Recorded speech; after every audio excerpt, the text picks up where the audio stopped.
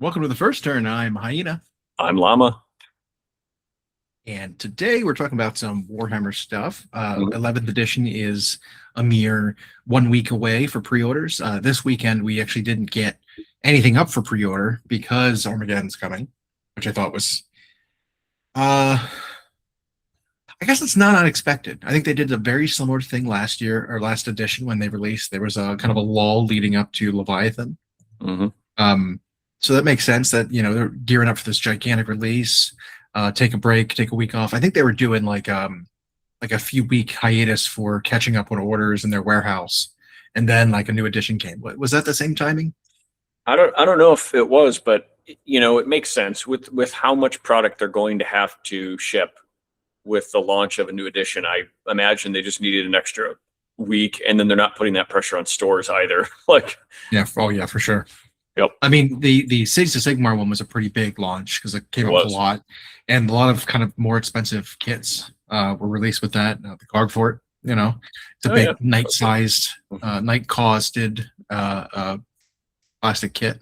So And I think yeah, not that I much get it. cheaper than what the Armageddon box set's going to cost. Really, I think Yeah, I mean, I think the Armageddon's going to be upwards of like 275, that's what I probably. think too, because I think it was Yeah, 230 euro, and so it's going to be like 270. But like, check it out. yeah, so that's not that much more expensive than the Cogfort. That's pretty funny. Um, but that is the nature of the business. But I don't know. They keep emphasizing that yes, it will only be available for a limited time. But then they didn't say, "Don't worry, you can get yours now" or whatever, or "Hurry and get yours now." They were like, "We made lots of them." They specified, Right. "We made lots of these." I mean, they did that for all of them. Like you could get them. Like stores were able to buy more of them months down the line last edition. Yeah, You know what I mean? Like, and honestly, this one's less exciting unless you play orcs. I guess this one's less exciting for a Space Marine player because it's not the jazzy high impact Space Marines that like the previous boxes had. This is a lot of resculpts.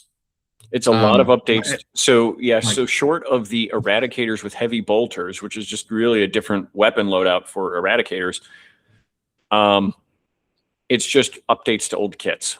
yeah. Um, And even then, the Eradicators are very, very similar to yeah, the heavy intercessors with the heavy bolters. yeah. They really are. They're just going to be in a 3-man squad.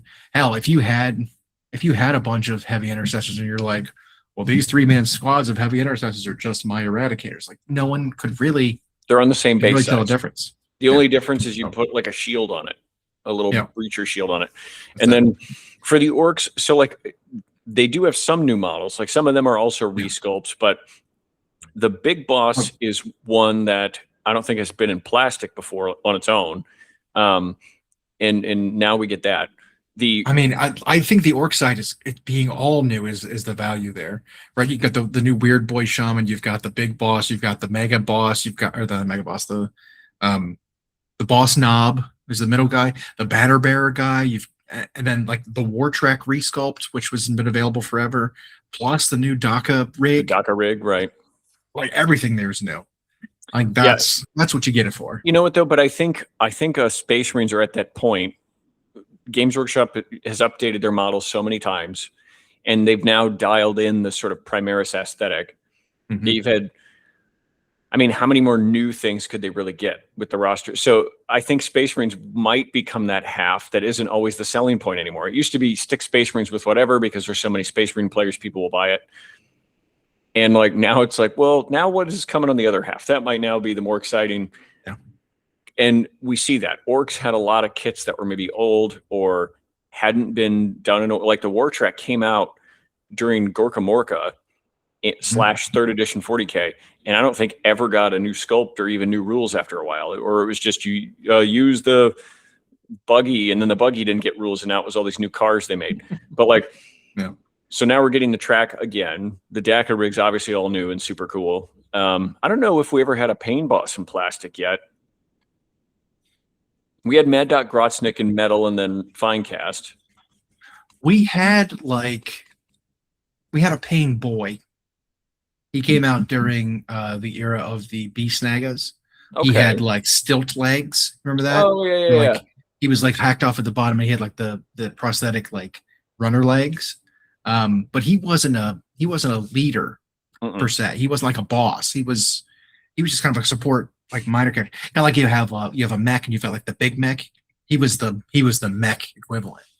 Um, and I'm not. Did he have keyword beast naga? Maybe you could even bring him with I don't know. normal guys. I don't even remember at this point. But no, it's kind of a newer archetypal, kind of character. We haven't had one in a while. I want to say there was a named character that was a pain boy Yeah, Mad at Dog some point. Grotznick. Hey, oh yeah, that's right. That's right. No, but I don't think he was ever in plastic. He was metal, had sort of disco pose with his syringe thing and then his claw. But What was the guy who had the squig hair? Oh no, that's Remember his because that guy I was a character that came in. I thought he was Pain Boy adjacent too. I mean, he was just a runt herd named Runt Herd guy. yeah. Well, he existed in second edition, and then they didn't bring him back until. I mean, seriously, I don't think he even had rules. Zodgrod Wartsnaga. Because I remember when I first started the game, the metal version of him was available in the catalog pages at the back of the White Dwarf. Like, I think my brother eventually owned him. But yeah, he didn't have rules or a model for a long time. But he is a legendary runt herd, is what he is. Okay. Okay, so the pain boss that came out with the Beast Nagas actually I think was a pain boss. Okay. He had like the mechanical legs. That guy I was saying he had like a claw and like a face mask, and he had like a squig on an IV hole. I think technically he was a pain boss. Okay. But maybe specifically for Beast Nagas, I don't remember. And this new one is a pain boss too, right? He's not a pain boy. Yeah. They also had the pain boy model that you were talking about, where he's got like the hand up in the air. Yeah. And he's like looking at all his different tools. He's like staring at it. That is that the model you were talking about? That might be. I don't know. Got a fine cast. I don't remember. But now, regardless, now they've got a more generic plastic one. Yeah. I don't know. I don't know how many times people can get super excited for the starter boxes when Space Marines are always going to be half of it. Mm-hmm. I know, but the thing when it was is, Terminators, cool. If it's you know what I mean, like major updates, big deal. But like last edition, they got the new Terminators, right? And now I don't blame Games Workshop, and I don't think they'll ever not have Space Marines in half of it. There are people who say like, "Oh, we'd like to see something different," and then they pick two factions that I was like, that starter box would never sell if or it'd sell to like 11 people. So this is the way I think they've always got to go, but. The orc half, I think, definitely was the more interesting side this go round for sure. I mean, the Tyranid one was probably more interesting too. Yeah, but you're right. Space Marines kind of have to be part of it. I mean, like, what if you did like an Eldar versus? I don't know. Because if they did like Eldari versus Demons or something like that, Death Guard versus Power, or Votan versus Tyranid, like it just wouldn't. I don't think it would do as well. Space Marines guarantees they get a huge audience. Right. But yeah, so pre-orders for that's next weekend. I think it actually is going to be, I think I just saw a price for it. I think it's going to be $295. Okay. Which is right in that ballpark, the $3 ballpark we were talking about. Things have gone up, right? As they do. Yep. This might have been if it came out last year, it would have been $275, but today it's $295. Yeah, they said it's more than Leviathan was, less than Saturnine was, the Horse Heresy one. So there's that. I mean, it is packed. These boxes always are. I love that they include the chapter approved stuff and the mission pack cards, and then a standalone operation that you can do with just the models in the box, and then you get your core rule book, and you get right. It is loaded, and if for any of you who've purchased one, when you pick up these boxes, they're heavy.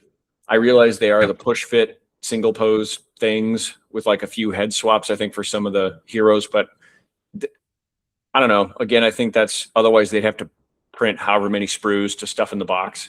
So Yeah. No, I mean, and I think all that extra stuff is really where the value comes from, because having to buy all that stuff separate is just another chore.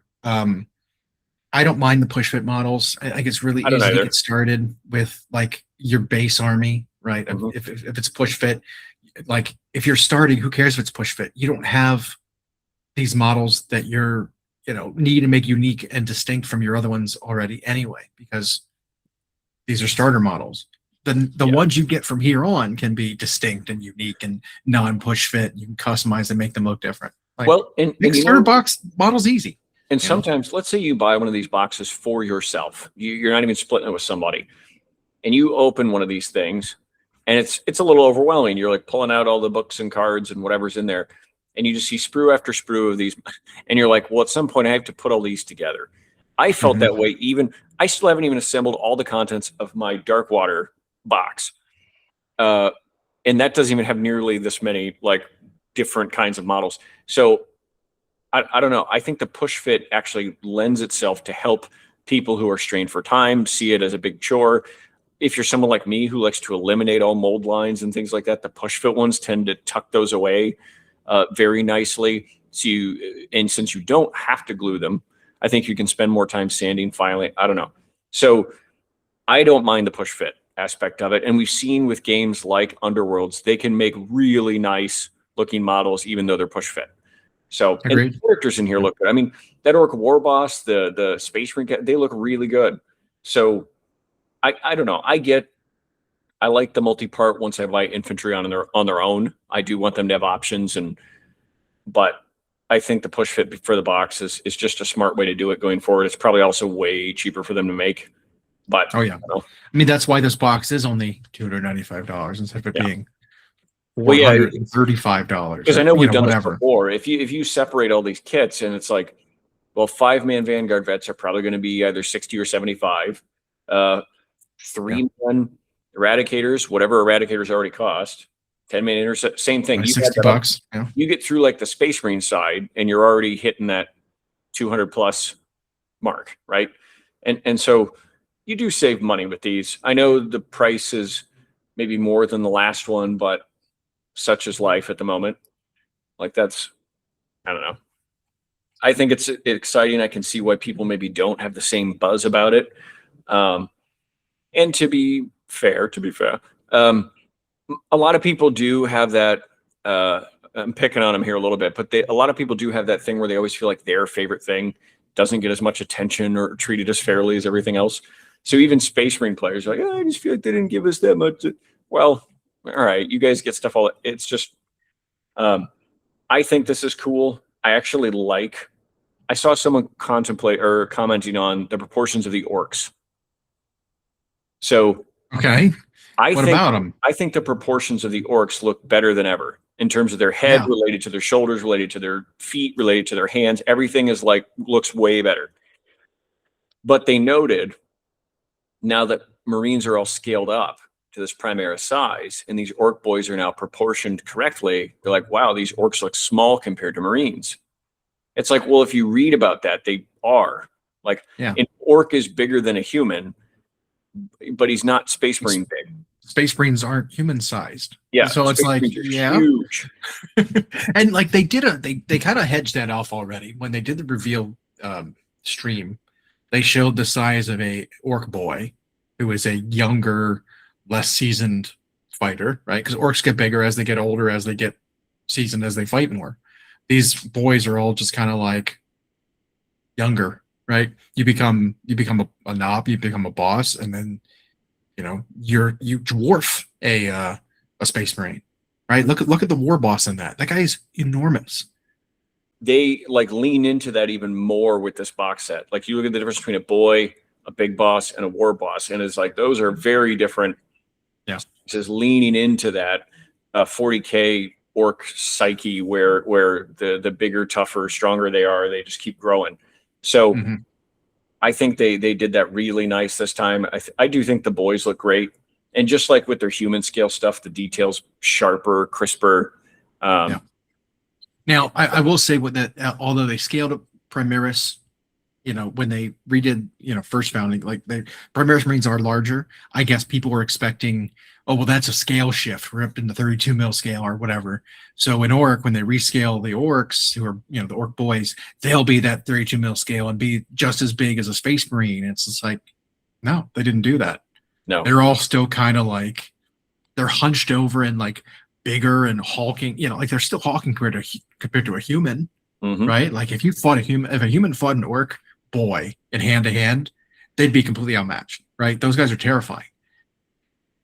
But we're pairing them up against Space Marines, and Space Marines are not the common human, citizen. And there's like a couple of things that go along with that. It's like at first, I think Games Workshop scaled inappropriately across all their ranges. Like Marines were too stunty, but then humans were too chunky, and then there was like early videos and cutscenes from things like Final Liberation, whatnot, where the Space Marine was just a regular human wearing a suit standing next to a Imperial Guardsman, and they were the same size. And then I think all of that together, even though people have known Space Marines are bigger, I still think they always associated Marines in the wrong scale, and now they have them in the right scale. And it's just, now you see how much different it is from, they are bigger than an Orc. They're thicker than a Necron warrior. They're like as foot soldiers, Space Marines are the biggest as baseline infantry. They're supposed to be so much more than what everything else is. I mean, I know in game terms they don't always play that way, but I also think they kind of miss the scale when it comes to things that are bigger than infantry. Things like vehicles and transports and airplanes and stuff like that. It's just like when you actually compare them, a Space Marine to a Rhino that's supposed to carry, like we've said, 10 of them. Nope. You're like, there's no way 10 of those guys are fit in this vehicle ever.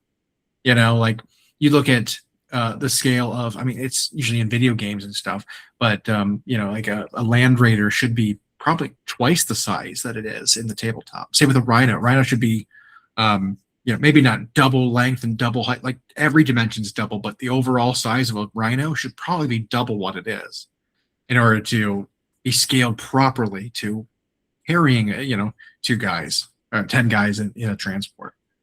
Same goes for Imperial Knights and stuff like that, right? Like Imperial Knight probably is scaled down from what it should be in terms of like tabletop scale, right? Like you look at an Imperial Knight, it's like, okay, that's a pretty big vehicle, but you look at it in any other media and you're like, okay, we're not doing this accurately. We're not doing this right.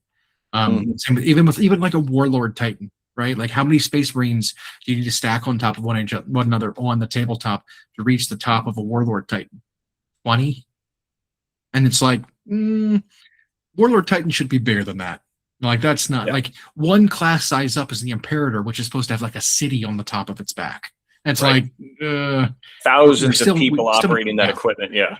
We haven't gotten there yet. Like it's impossible, right? It's impossible to get a real scale Land Raider. It's impossible to get a real scale Thunderhawk. Like well, that's just work, and that's just it. They have to do certain things, I think. I mean, some of it was just because stuff was dated, but even with newer things, they have to consider like what is the footprint this is going to have in game terms. And so they just can't. What are they going to sell us $250 Land Raiders to make it? I don't know. So I think some of that they have to. But our infantry, they've gotten to where now the Marine scale has adjusted the scale of everything else to where the humans are smaller, thinner, narrower. The Orcs are shorter, but still bulkier than a human, et cetera, et cetera. Being able to get the finer detail, I think, makes that easier. And now, if it's true that the naming is going to change from calling everything Primaris or Firstborn to just calling everything one thing, I don't know. Now they've kind of eased us into the thing that everyone thought they should have done to begin with, and just say, "Hey, we're going to rescale Marines." Here's these new intercessors. These are tactical Marines. Yeah, and we don't sell the old tactical Marines anymore. And here's new data sheet. You can't use your missile launchers anymore. Like done. You know what I mean? Like that's it. Yeah, we've had some rumors as to what's coming in 40K. Obviously, they've trickled out these faction focuses, which have been interesting. Because it's like either showing a detachment that exists somewhere in the game that they're updating, or providing us a little taste of maybe something new. Doesn't reveal the full extent of what a faction does. Doesn't show us really data sheets yet. So still a long way to go before we know everything. But yeah, I still think the detachment system that they're going with is very interesting. Because I think we were talking about it last week. The way the detachments work is you pick one that has a unique keyword, right? So there might be multiple detachments that affect scouts, for example, Space Marine scouts, and each of those detachments might have the keyword of observer, or whatever they attribute to it, and you're only allowed to choose one of those detachments that have that keyword. And it's not like you create a new bucket and as you're list building, you're putting units in that bucket, and only units that you're putting in that bucket get the rules. It's right. like everything in your army that has the keyword scout will get the observer, the benefits from this observer detachment.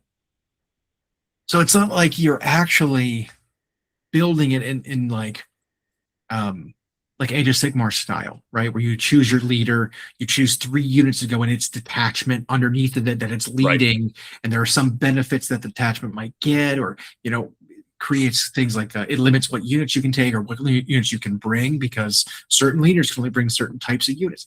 It's none of that. It's literally just, hey, build your list, and then of your 3 detachment points, pick 2 to 3 special rules you want to apply to your army. And those special rules will they don't need to, because if you play an L Terminator army, you could still make one of your detachments the scout detachment, but it just wouldn't apply to anything. You know what I mean? Like, you could do that if you wanted to. It wouldn't be very efficient, but it's like almost outside of your army construction and army building. Here, choose these 3 extra rules, detachment points worth of rules to apply to your army. It was like this. It's like an evolution of, if you remember the first time they tried that, the chapter tactics thing, where it was like, you could either take one that was predefined, like Ultramarines, or you can pick 2 or 3 or whatever from this list. Yeah. Sort of build a bear. And it's kind of like that, but now for every army, it's like, we'll build your army, and then you can buy the special rules that are going to apply with detachment points. Now, there could be more to it than that. There could be that heroes unlock certain things, but so far, and then in their Q&A, they kind of helped define that, because someone had a question similar to the one we had, where they said, so does this mean I can just pick detachments from all over the place and stick them together? And so I've got out exterior factions, so like orcs with POW with whatever, and they're like, nope. And then it was like, well, does this make me still like Imperial soup or whatever? And it was like, well, there's going to be ways to kind of do something like that, but no, you're going to pick your faction to start. You'll pick your faction, then build your list, then pick your detachments. So like, you're not allegedly going to be able to soup, really. I mean, I'm sure there'll still be, things like assassins and inquisitors and special agents, that kind of stuff that can probably be stuck into some armies, especially when it comes to Imperium, especially when it comes to Chaos. Maybe there'll be some neutral things that can be plugged into other armies, multiple different armies. Like maybe they'll have a special thing where Tyranids can take X number of points of Gene Stealer Called, or Gene Stealer Calls can take X number of points of Tyranids. Your battle Eldari brothers can take some number of Yunari / Drakari, right? Yeah, exactly. That kind of thing. Yeah, I don't think that's unrealistic. They've kept that around for a long time. We know most Imperial and Chaos armies will be able to buy a knight, for example. Right. So we'll see what that looks like. But so we were talking about this before we started rolling, and like that Q&A session they did was really good. I think this interview with designers, artists, sculptors, rules writers that they're now doing on YouTube, and then they're releasing Warhammer Plus animations, and they're doing stuff for their video game updates that they have IP on. All of this at the same time, like leading up to the release, which is really neat way to market it and keep the hype alive instead of just weekly articles that give you 1 grain of sand. I think that lead up to an edition from Adepticon to summer is also like the perfect amount of time. It's not too long, because when they used to announce it like the year before, then it just seemed like rumors dragged on, or you heard nothing for 4 months. This is, I think, I think they're marketing it very well. And again, this makes me excited for how they're going to do the next edition of Age of Sigmar if they're going to do something similar. Now, speaking of that, Age of Sigmar and rumors, I did kind of allude to the fact that there was maybe something to, the kind of those contentious rumors we had heard from, weeks ago. Right. And there's, I don't want to say developments, but maybe more to the story, right? Okay. It sounds like parts are true, parts are false, parts are misunderstood, it's kind of all over the place because we're kind of a ways off from, a big edition change, a big lore change, whatever for Age of Sigmar. It seems like, kind of some of the rumors were, hey, we're going to be doing this world change. We're going to be doing some faction shuffling. Some major players in the setting might die. Potentially lots of new factions. Well, it sounds like this whole world restructure thing was probably the biggest detail that was accurate, right? Like, there's going to be a big battle. The world gets shaken up and reformed into maybe another ball from what it is, right? You wrap these big rectangular realms around a ball now, and they're joined not by portals, maybe they're still joined by portals, but now there's more ways to travel. Maybe you can travel from one realm to the other just by traveling on foot. Go far enough north, you might make your way into a new realm kind of thing. Okay. Which, when you look at it that way, right? Like, not that big of a deal. It's not that big a deal. Whatever. But one of the other things that people were saying was, it sounds like a lot of those, this faction and this faction, 4 new human factions, might have just been like massively elaborate kit bashes and like custom armies made for an edition change that were like, here's how armies of the, I don't know if they can call it Season of Sigmar, but like this army, Tale of 4 Warlords, right? That style, where like a lot of effort went into making a custom army. Here's my undead faction army that was full of lots of foot vampires that I kit bashed, or like samurai themed humans for whatever. It sounds like it might be kind of like someone saw that and assumed, because they were so good, assumed they were just new armies, and then ran with that. I don't know if you remember, but might have been 2nd edition, maybe 3rd edition. There was an army of Azir that was published in White Dwarf. It had tons of like kit bashed, Empire handgunners kit bashed with like troll hammer torpedo weapons and stuff like that.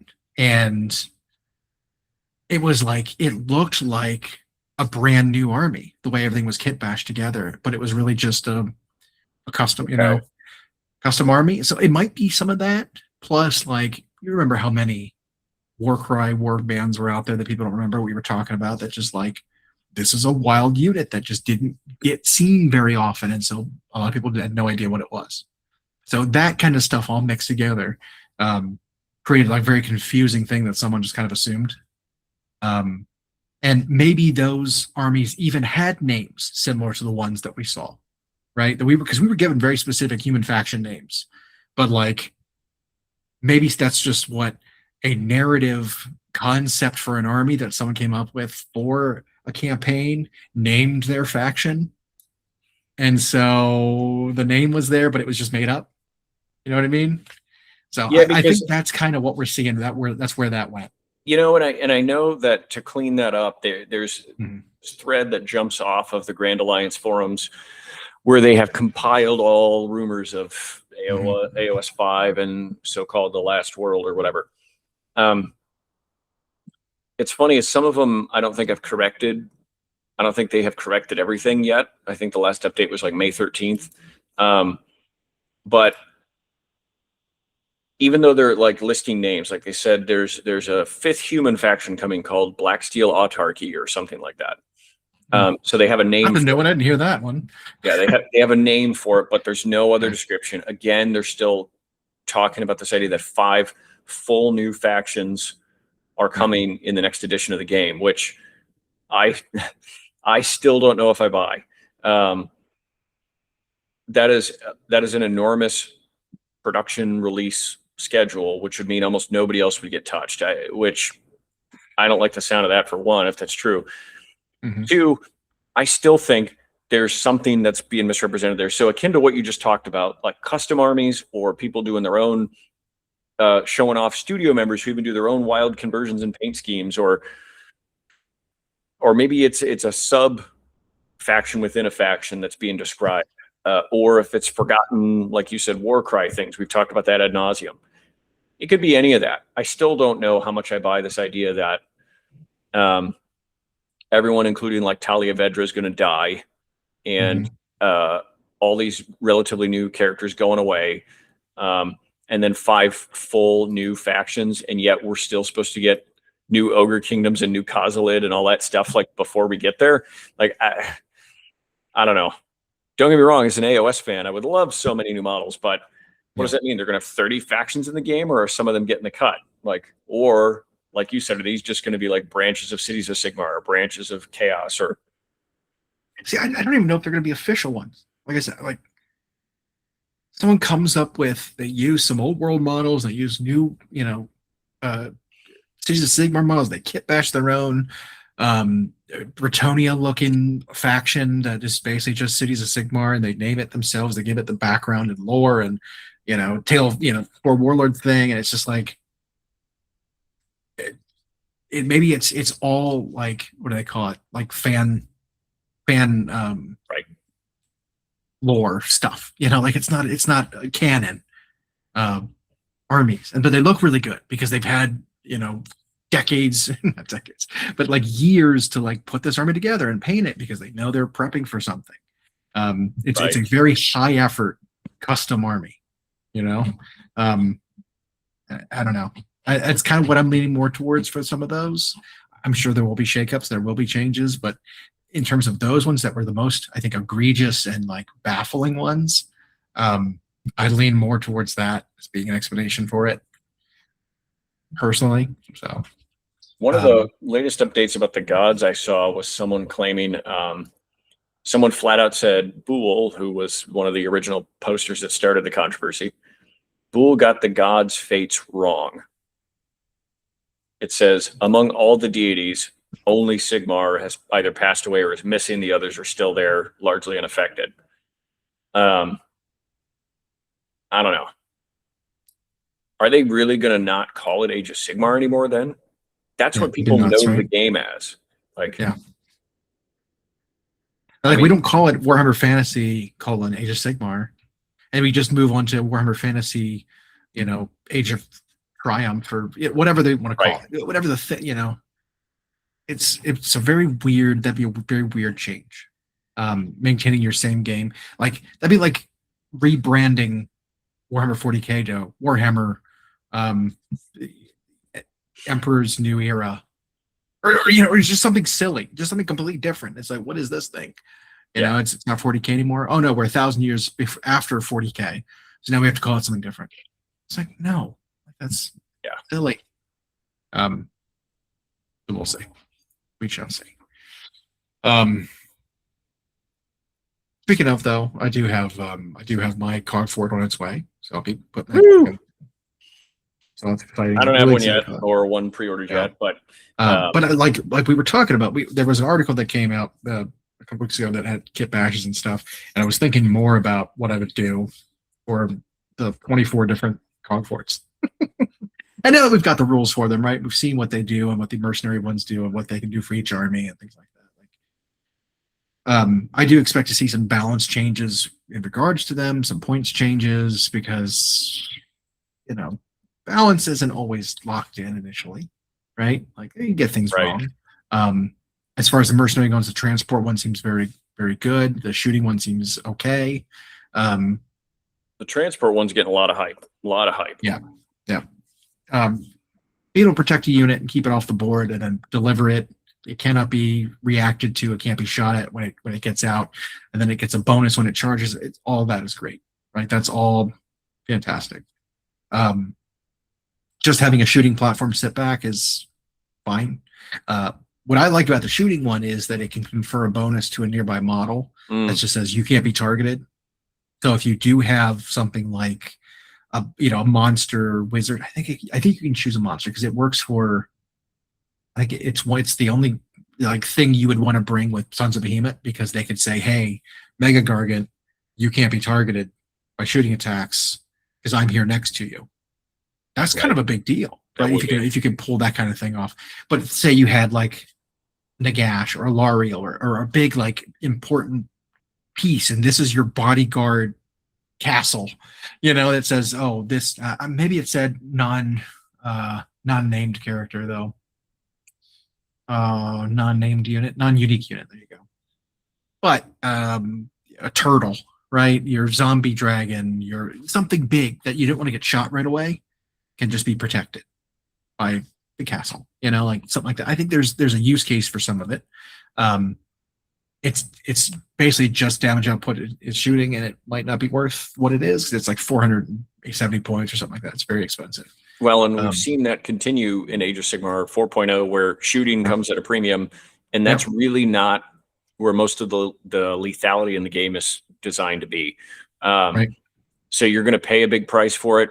It's going to be hard to hide it or protect it, and stuff's going to get in there and touch it. So that could be one of the things that also makes the transport one so useful. Is it's just aggressively going at the enemy, clogging up space, launching that flamer, and then dudes come out. So yeah, I think we'll see that version of it. I wonder how magnetizable the kit will be. I know like the roofs and stuff can come off, which means that I'm sure you can redo the barrel, right? I think the biggest problem would be trying to do the front of it where it's either got the portcullis to let guys out or it doesn't. Magnetizing that part of the hull might be difficult, but you might just say put the portcullis on there, the boarding ramp, and then just say, well, this one doesn't have a capacity. But every building needs a door. This one isn't used for sending guys. This is just how the crew gets in or whatever. You know what I mean? The reason I would want to magnetize it, not only to make the most out of such an expensive kit that you'd have to invest in, but at some point down the road, they'll fix the points, they'll adjust a rule, something, and then the gun version might be really good. So exactly, I think people want to play. Yeah, I want to play both. But I was thinking about getting a couple of them and then doing some kit bashing and whatnot for my main armies, but then just whipping up other kit bashes that are just out there to proxy and count as. I think I talked about a fort that was just a giant hermit crab for Idneth, something like that. It's, accomplishing the same thing. That evokes that aesthetic from like the Vampire Coast. Total War, right? For sure. You have the giant crab that people ride. Yeah. And then, because the turtle riders already have like big ballistas and stuff, like just put those on there, whatever. And then you've got something like the Necrofex Colossus from Vampire Coast, right? Yep. Which we've always kind of wanted something similar to that for undead, and they just didn't really have something that could be. Yeah. Well, this could be that, right? You big walking undead, like animated boat. So instead of you reanimating a corpse of a person, you're reanimating the corpse of a boat, a ship that then becomes a walking, undead construct. You drop zombies or whatever, because that's part of the aesthetic of that is it's filled with dead crewmen. They can just open up and drop zombies. Make it Graveguard, make it Terrorgeist, not Terrorgeist. What are they called? Bargeist. Bargulps? No, Bargeist. Whatever. Yeah, whatever they're called. Yeah, whatever whatever you're sending in there. But things like that. I think there's a lot of potential for making really cool looking ones. Kind of a floating tree fort, right? For Sylvaneth. It's like a floating vines, tree, brambles with guys in top shooting bows and Kurnoth hunters in there, whatever. You can make all kinds of cool stuff. That isn't the Cogfort. Yeah. Don't steal my ideas. Anybody who's listening. Yeah, we'll find you. Okay. Again, I still think that's going to be one of those, like, even though I think GW will make models that are aesthetically prettier, it's still going to be a model of the year chew-in kind of thing, because I think it's going to be such a massive success. did get one announcement for the Hedonites of Slaanesh, which, as far as I know, We did. Yep. rumors wise, it sounds like that's going to be AOS this summer, is Slaanesh and the General's Handbook. That's pretty which I think that lines up with the kind of the rumor again of what we were supposed to get for Slaanesh was just a book and a model. But the model itself, though, what do you think of it? I think it's wonderfully in line, continuing like the Painbringers and the Myrmidons, like that we saw. Those sharp edges, the pain, the self-inflicted pain and discomfort, even though it looks sleek. The motifs are leaned into harder. There's two helmet options where the helmet itself is like the neck of an animal, and then the head on top of that is like the helmet topper. And one looks very much like a Fiend of Slaanesh kind of thing, and the other one looks, I don't know, like a Mind Stealer's Phalanx, like a demon cat kind of thing. Yeah, and then one version wields a blade, the other that incense thing. We don't know yet if those weapons actually perform different functions. They just refer to them in the description as ceremonial. I think aesthetically the model looks great. I never am opposed to characters being released. One, characters are satisfying hobby projects. You only got to assemble, clean, paint one thing, and it gives you a different way to play your army. I don't know what it is Slaanesh needs at the moment. I haven't kept up with them that much, so I don't know what function we expect this to serve either. Right. And it really describes. It sounds like it's going to be some kind of a support hero, is what the article says. Maybe it'll make some of the other heavily armored units a little bit better. There are their units, because they don't really have chosen, right? Most other armies that are a dedicated chaos god, mono god army have your archetypes, right? Where you've got like a beastman unit, your gores, you've got your cultists, you've got your warriors, you've got your chosen, right? You've got those kind of four things.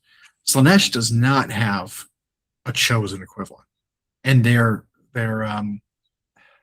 actually kind of all of their archetypes are pretty limited. Their cultists are only bows. They don't have like a Carrick Acolyte. Blitzbarb archers, right? Yeah, just Blitzbarb archers.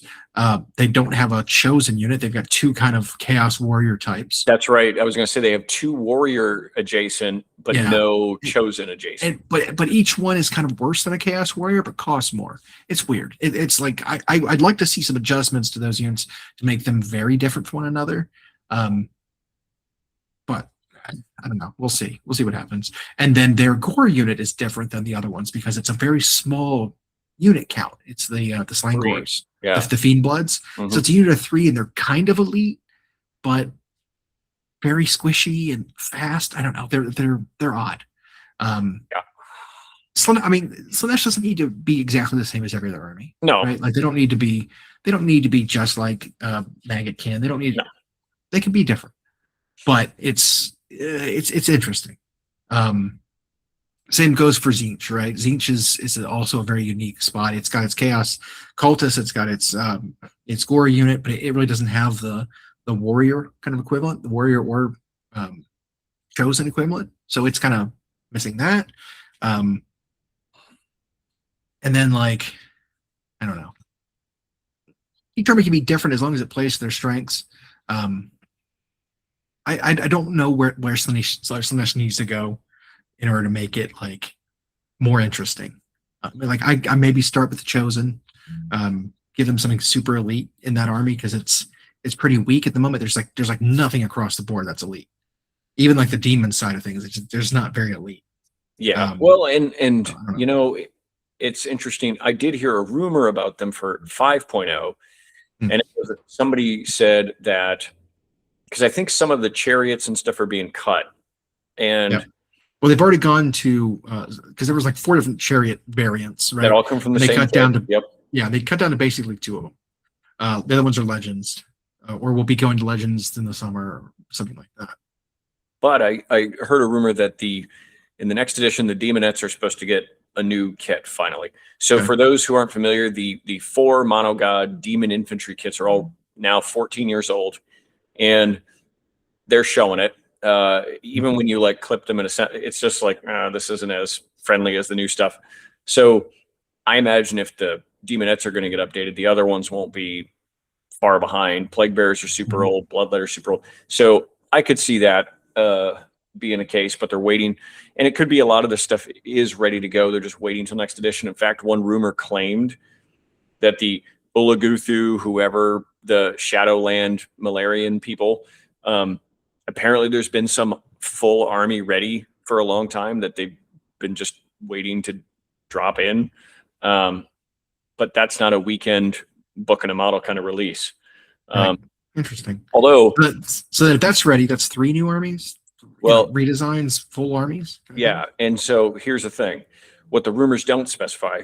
One of them said, but no Malarian model has been seen, and they don't know if it'll be an expansion to Daughters of Cain or if it will be its own thing. Right. So there's the other thing about these rumors of 5 new armies coming in AOS allegedly.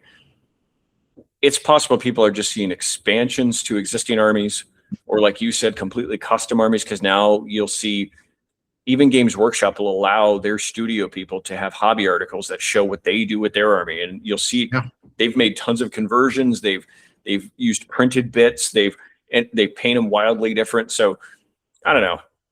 Who knows? I don't know how accurate these rumors could be, but I don't know. Allegedly, some Shadow Elf contingent is ready. Whatever that looks like, I don't know. Maybe 5 Tips and Daughters expanded that out. Same with like if they did another High Elf expansion of here's Tyrion, and then the equivalent of like Phoenix Guard and like a new Phoenix model, and like that's all they really get, maybe a character to go with and whatever. And it's like, well, okay, you're right. That didn't need to be a new army. It's fine being Lumineth. One of the rumors, again, just a lot of them, I guess, said something about that at least lore-wise, Tyrion's going to be more active. We haven't seen a model yet or know if there's going to be one, but I don't know. Let's not to go back to the same subject. What do you think this next year will look like leading up to the new edition? So actually less than a year. Let's go from now until next Adepticon, when they will probably announce AOS 5. Yeah. I think at Adepticon next year, we're going to see dwarves. We're going to see dwarves announced, and they'll be part of the new edition launch in some way. I think we're going to get ogres before dwarves. I think we're also going to see a lizardmen and a Sons of Behemoth update. The Sons of Behemoth will be, I do believe we're going to get that new matriarch named character for Sons. I think we're going to get probably something, maybe a new big dino for Seraphim when they come out. They were talking about doing a new Temple Guard infantry unit, but we already have the new Saurus Warriors. I don't know what a Temple Guard unit is going to do for us besides like fill a weird spot. Like they did those Praetorians or those Praetors for Stormcast that are basically just a bodyguard unit. Having a unit that is purely there to give a nearby unit a defensive buff is so limited in its like usefulness. Like you buy it in the minimum size unit to put next to a character so that it gets a ward save instead of buying an artifact or something like that for them. And you have exactly one minimum size unit of that in your army, maybe. That's not the way you sell models. Like if you want to sell a lot of models, you don't make it a very niche specific unit like that. If you gave us a new like multi-kit dinosaur that made, maybe a new Engine of the Gods / Stegodon, or something that no one has, a new Coatl or something, a big flying feathery dinosaur. It's like, whoa, everyone wants this centerpiece thing. That's how you sell models. So I hope Seraphim gets a little bit, at least a new dinosaur in some way. I think we're going to see the remaining 5 factions get their books before the new edition, obviously. But I think the Dwarven one is going to be a launch book for the new edition. So I don't think we're going to get that beforehand and then like it's going to get ported over. I think we're going to see that kind of like at the same time as the new edition start. Okay. What I'm hoping is this next season for General's Handbook gives new life to a lot of armies. It really shakes it because there's not a lot of armies to go to need to be updated. No. So a General's Handbook could really shake the game up for the next year. I'm surprised how little we've heard about the General's Handbook details wise. Like all we've heard is, oh, it's going to shake up the game and missions are going to change the way you play and build your list. It's like, well, okay, that's great. I've heard no information. Right. Basically, it seems like they've had to go all in on this 40K 11th launch, which I get. But, you know, this is a big deal. General's Handbook, just like Chapter Approved, these are big, once a year, massive quality of life improvements and changes. And it's been real silent. So that's supposed to be coming soon. We also know that July, they allegedly have their what they called like big fat preview event. So every summer for the last few years, they've done great big previews in July. Kind of doesn't coincide with a con in particular. It's just like, I mean, maybe they have a Warhammer open there now because they have them like every other day, but like big fat preview event. I wonder what we'll see there. I feel like if I had to guess, the skeptic in me thinks it will actually lean more into what's coming for 11th edition 40K. I think they're going to double down on that and then maybe touch some other stuff. That makes sense. Yeah. But I think we'll essentially get a roadmap and we'll get some teasers of some stuff. And that's fine. Because this is going to go until like September when the first or whenever October, when the first codexes start dropping, Dawn of War 4 launches. And like, I think that's, I think it's just going to be. It's a timing, right? It's a timed release. You do them all at the same time. The hype is at its highest. It piggybacks on one another. Yeah. When that's the buzz, you know. Yeah. And it's funny as Age of Sigmar fans, and we are admittedly AOS fans first, but we had such this wonderful stretch of time before all the 40K 11th stuff where all these weird rumors were coming out about AOS. And so we were the focus, like that, our interests were, and now it's like silent because they've been on the 40K 11th train. But somehow even the rumor mongers have gotten seemingly less information than usual. I don't know. But yeah, General's Handbook, I have no idea what's in it yet. We haven't even been teased. Like Warhammer community articles aren't even teasing it yet. So I don't know. I don't know what to expect from that yet. But so you backing up now, I was saying from now until the next edition of Age of Sigmar, what we think will come. So you think at Adepticon next year, they might announce the new edition, but they also might show off the Coslet Hold stuff. Right. I would wager. Yeah, I think it's going to be at the very end. And what I would wager, like Hellsmiths of Hashut or Lumineth before them, first thing will be an army box that contains a bunch of stuff for them, right? Like their first way to get the battle tome, first way to get these models, and then they'll have standalone stuff that probably comes with it. Because if the rumors are true, they're going to get way more than they can fit in an army box, I'm guessing. Yeah, right. But it might be a starter, right? Like here's the first. Now, do you think it'll be like wave 1 and the second wave will come after 5th ed starts? Or yeah, it'll be something like that, where it'll be like, here's the starter box that comes for them. It's the Coslet Hold, the Hold Guard, right? Which is the Hold Guard. That's funny. Where it's like a redesign of Longbeards. It's a redesign of Thunderers. It's a redesign of maybe it's a dwarven steam tank because steam tanks are going away from cities, or like a golems or something new, something that they didn't have before, an upstyled version of the dwarves in heavy Gromrel armor. Maybe they won't call it Gromrel, but it'll be that kind of thing. It'll be very familiar, but like raised up from what they used to be in fantasy. And then maybe there'll be like a Slayer unit in there. And you're like, oh, okay. So there's always all these heavily armored dwarves, and there's one like crazy berserker unit. And then they're like, by the way, these dwarves from these two factions are going to be in the same army. Here they go. These ones are porting over. The rest of them are going away. Fire Slayers fans, don't worry. You're going to have this too. Yeah. So I think that's what we're going to see. And then we're going to see like kind of that integration of the armies come when the book comes out. It'll be shortly after that. I think it's going to be, but it'll be like a box of just like 4 units and couple heroes first. Yeah. Yeah, and if that's true, I mean, if they're going to be pretty light, like General's Handbook, and pretty light on the releases from now, I mean, except for ogres until the end of the edition, they might really make next year a big AOS year then. Right. I mean, It would be the year to do it, right? right? Because it'd be the year leading up to the new edition for them. It would be in the lull of 40K's edition cycle. Right. The aftermath of that launch. And we had Horus Heresy update last year.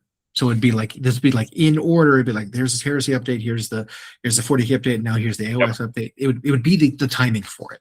Right. So, well, and with that, a lot of stuff ends up going to Legends lately. It's happening, I think, more and more. And I don't think it's because GW hates their fans. I know that's what the people will gripe on the internet about. I don't think you hate the people who pay your bills, right? It's like if you're a landlord, you do. If you're a landlord, yeah. It's like some of their models just go back so far in time that they get in this weird spot where GW has to make a decision. Okay, are we going to make a new version of this kit now? Or are we just going to stop supporting it because we're tired of having to pour resin molds for this old kit or whatever? So I don't know. I think sometimes that's part of it. I think it's that simple. Sometimes I think it's a functional redundancy thing. Okay, we've made 3 units that all do the same thing. We can probably cut this 20-year-old one out. Now, with the case of Cities of Sigmar, they are unique because their entry into Age of Sigmar was, here's a hodgepodge of humans, elves, and dwarves. With like literally, they're all old. They're all from fantasy. There's literally nothing. There's nothing new in there. And and so it was just, here's a way that these people in the factions of Order can keep playing their old stuff in Age of Sigmar. Then the Cities of Sigmar proper started dropping, and they got new models, lots of new models. And then second wave, this is huge, right? And so that's leading them to this precipice now, where all these old dwarf and elf kits, what happens? So far, it looks like they're all going to be Legends, and there's just like rules to play a couple of dwarves and a couple of elves, but they're based off of new models. So I know there's a lot of mixed feelings. The people who are upset are always going to be the loudest. I am pro making decisions on old models that rip band-aids, either make a new kit or kick them out. One area where this became really contentious is, I guess, in some recent iterations of Cities of Sigmar at the competitive level, some of the very best units were these old dwarves and elves, like to play rule-wise. Oh, for sure. And now they're upset that their models are going away. Now, I think it's silly to assume that cities won't still be competitive without those 25-year-old models. Also, should we really be surprised? My perspective is, should we really be surprised that like GW doesn't want to encourage the 25 to 30-year-old models to be the sauce of a new army? Like, right.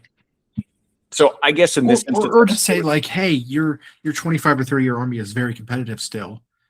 25 to 30 years ago was the last time you bought models for this army. Yeah. Or like the models you got, I mean, it's a business, right? The models you got secondhand.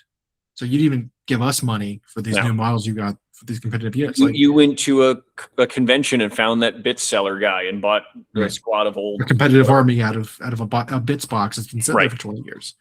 Yeah. So I get it.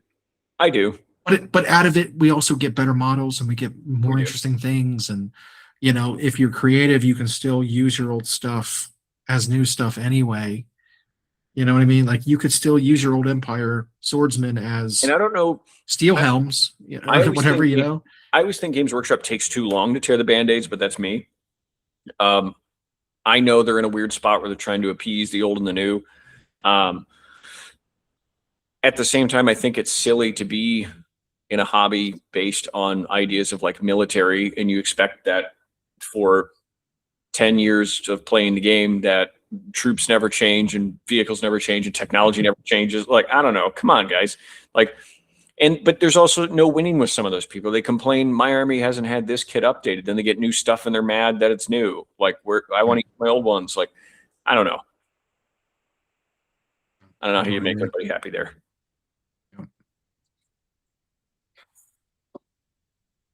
Sometimes the only way to make people happy is to, something make them stop being so cranky. And one of the biggest contributors to that is being hungry. Yeah, food You just usually need to brings eat. people together, right? I mean, that's like the best part of a funeral. I like seeing the dead body. Oh, that's pretty good too. That's pretty good too. Especially if it looks No, weird, right? cut that. But yeah. So, but I'm getting a little cranky, so I wouldn't Yeah. mind going and eating. All right, let's eat. Yeah.